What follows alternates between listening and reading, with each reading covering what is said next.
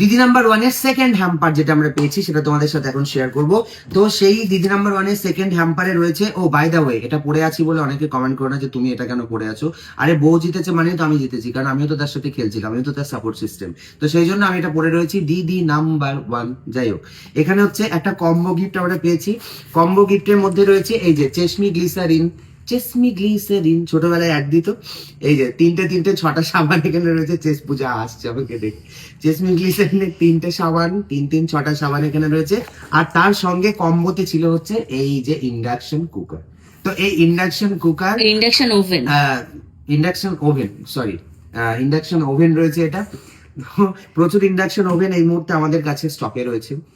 তার মধ্যে এটাও নতুন সংযোজন। এইটা ছিল একটা রাউন্ড, আমরা বোধহয় কোন একটাতে যেটাতে সেকেন্ড রানার মানে সেকেন্ড হয়েছিলাম, সেই রাউন্ডটাতে এটা আমাদেরকে বেছে নিতে বলেছিল। তা আমি নিয়েছিলাম মানে চেসমি গ্লিসারিন সাবান আর ইন্ডাকশনটা বেছে, আরো অনেক অপশন ছিল, তার মধ্যে আমি এটা চুজ করেছিলাম। ভিডিওতে তোমরা দেখিয়েছো।